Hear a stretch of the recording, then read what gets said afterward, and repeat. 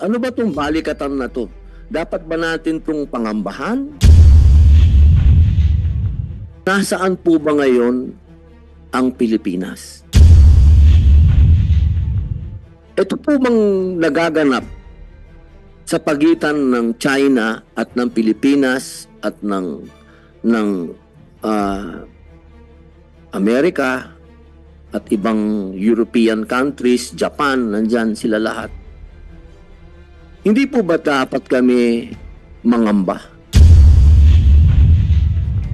Ang daming gustong mag-interview sa akin, nahihirapan akong hindi ko po ma-handle kasi wala naman din advice sa akin kung ano ba talaga to.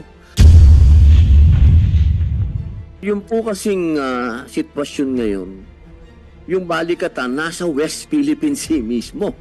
Opo, yun po ba sa palagay nyo, sir, hindi yan escalation? Sir, kahit na nasa West Philippine Sea ngayon yung balikatan natin at nandoon po sa paligid din, hindi po ito local news. Ang napanood po natin ay international news na nakamatyag din yung China habang tayo po ay nagbabalikatan. So, wala po tayong dapat ipangamba kahit na nagbabalikatan exercises po kayo at few nautical miles, nandun naman yung China nanonood. So wala po tayong dapat ipangamba na merong magkaroon ng pagkakamali o ganun. Ang gusto ko pong tahakin, mabigyan kami ng tamang guidance. Kasi itong oras na to, hindi ito yung oras para magdiskusyon tayo. Ito yung oras na dapat iisa sana yung sinasabi natin, na i-inform natin ng taong bayan kung ano po talaga ang sitwasyon. Kaya po sana sa oras na to, mabigyan niyo po kami ng malinaw na guidance kung nasaan po ba ngayon ang Pilipinas. Bilang siguro po, ang una naming dapat tanungin ay ito po bang nagaganap sa pagitan ng China at ng Pilipinas at ng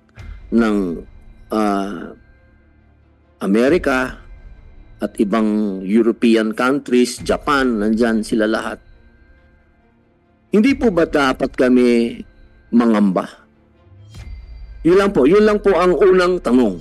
At ang unang bigyan niyo po kami ng guidance na ito po ba, sabi nila, balikatan exercises lang ito. Pero kahapon, nanonood ako ng German news. Ang sabi naman ng German news, hindi ito dapat maging relax tayo.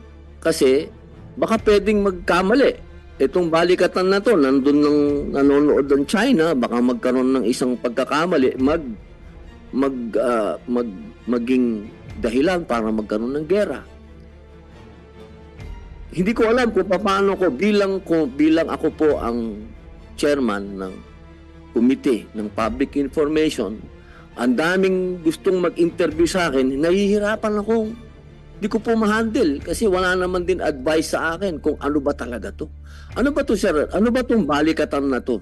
Dapat ba natin tong pangambahan? O okay lang tayo? Relax lang tayo?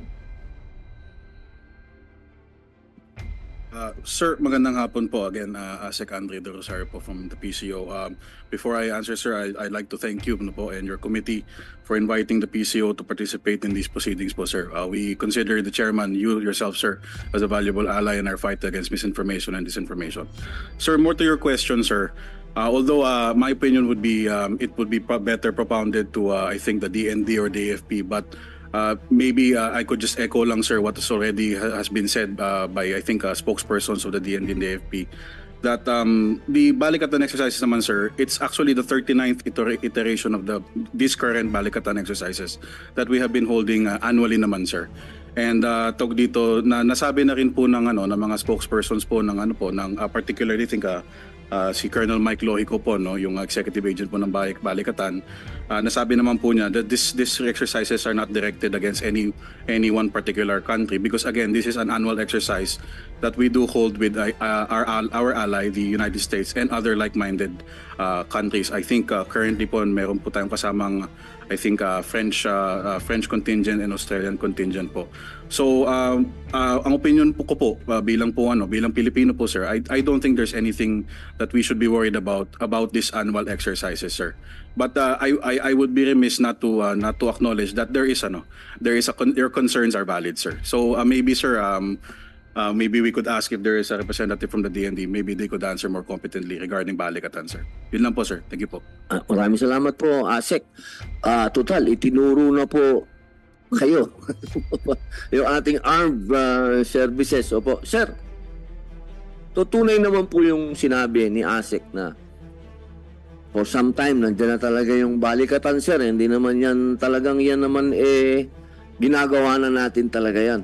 Kaya lang, sir, yung po kasing sitwasyon ngayon, yung Balikatan nasa West Philippine Sea mismo. Opo, yun po ba sa palagay nyo, sir, hindi yan escalation? Sir, consultative lang po ito, ha. Hindi po ito hearing. Pwede po kayong hindi sumagot. Pwede nyo pong sabihin na national security na yan.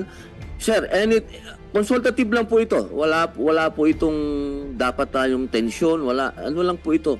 Gusto lang natin malaman kung saan po ang direksyon natin. Yes, sir. Good afternoon po.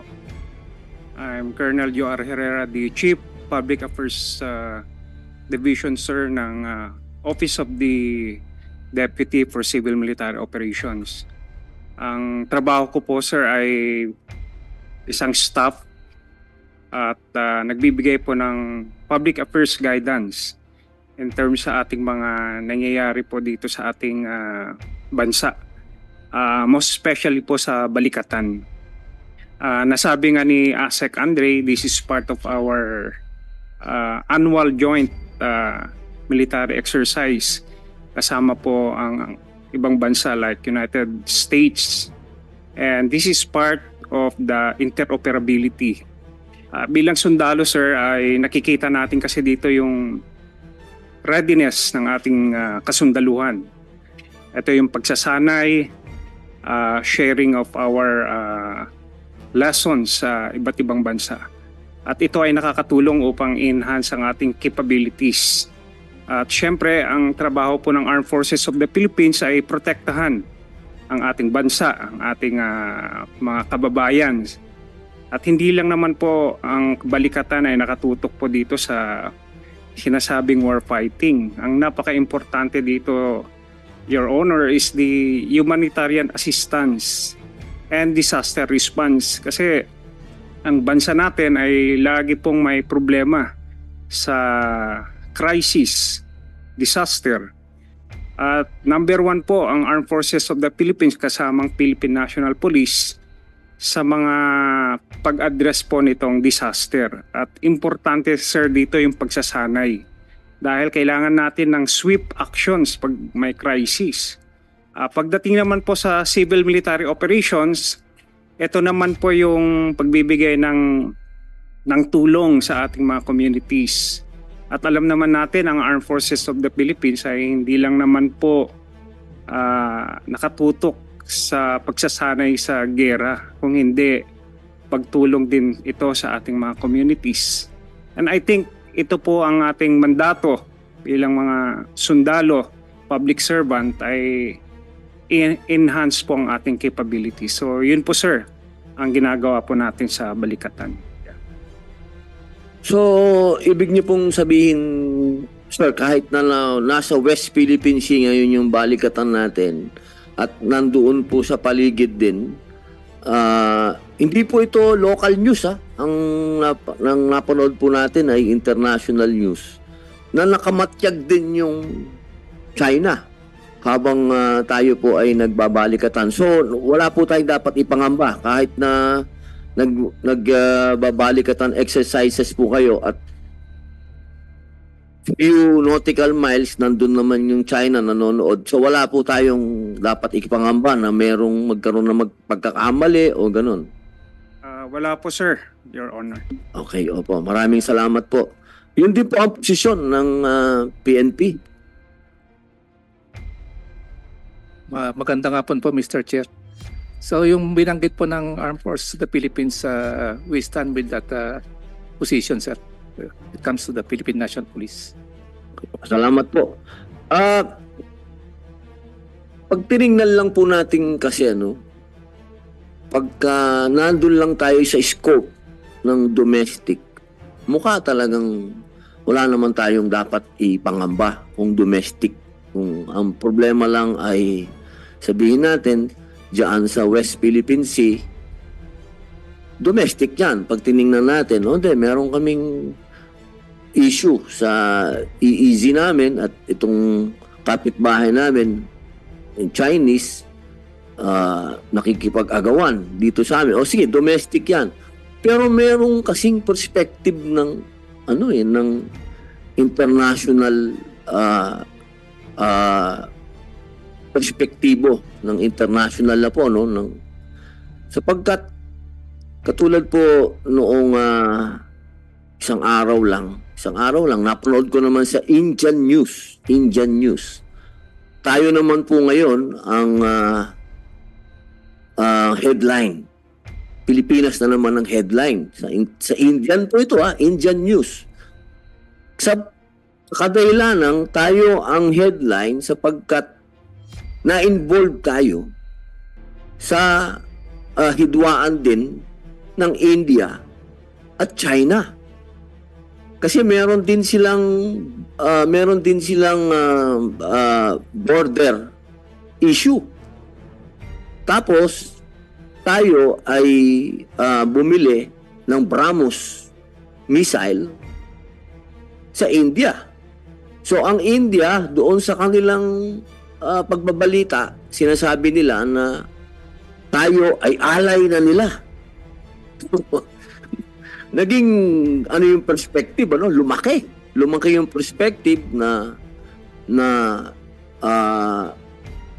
ang Pilipinas, alay na natin ng India, alay natin ng Amerikano, alay natin ang Japan, naging alay na rin natin yung ibang European countries dahil dito sa nangyayari na hindi po kami kontra, sir. Wala po kaming dito sa Senado, kami 100% nakasuporta sa modernization ng armed forces. Tinitingnan lang po natin yung scope kasi kaya po tayo nag-uusap dito para lang iisa lang yung messaging natin. Kasi sa international news, masyado na tayo na yung pangatlo. Una, Russia and Ukraine. Pangalawa, Israel and Iran. Pangatlo na po tayo sa inaasahan nila na magkakaroon ng conflict. So, paano natin to, sir, i-handle sa ating mga kababayan na hindi na lang ito domestic, international na tayo, sikat na tayo mga Pinoy na naman sa usapin na to. Paano natin ito ibabalita sa ating mga kababayan na okay, maging kalmado tayo, pero di ba tayo dapat maghanda? Hindi ba natin to kailangan yung ating mga normal na kababayan ay sabihan natin na halimbawa lang magkaroon ng anumang kaguluhan, saan sila pupunta? Sino ang ating mga emergency services?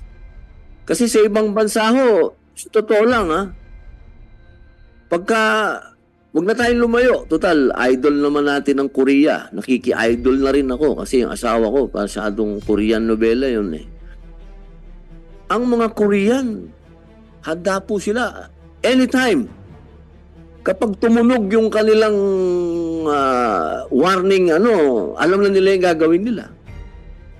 Pero hindi ba tayo sa ngayon, dapat yata, sir, alam na natin yun. Alam na ng taong bayan natin kung ano ang direksyonan natin. Kasi parang tayo na lang, Pilipinas na lang po yung hindi nakakaramdam ng heat. Yung buong mundo, nararamdaman nila buong ASEAN, Singapore. Ilang beses nang nagsalita ang Singapore na sinasabi nila mismo na paano papayag ba ang Pilipinas na tayo ang maging masakit mang isipin pero wag naman sana. Hindi po ba kailangan na? Yun lang po ang gusto kong maitanong din sa media. Kayo po sa matagal pong panahon na kayo nagbibigay serbisyo sa taong bayan, hindi po ba dapat na sabihin na natin sa ating mga kababayan na wag naman kayo masyadong relax? Hindi naman natin sinasabing magpanik na kayo. Ayaw naman natin yun dahil hindi naman dapat. Pero hindi ba dapat tayo po ay meron ng mga sa sarili po natin sa mga network, meron na tayong mga ganito ang paghahanda na pwede nating gawin. Halimbawa, pag meron pong parating na malalaking bagyo, naglalabas kayo nun eh. Nakikita ko yun eh. Ito ang mga dapat nating gawin. Meron ka dapat flashlight, hindi po dapat open na tayo sa ganung pag-iisip na halimbawa may mangyari, ano ang first step na dapat gawin ng ating mga kababayan?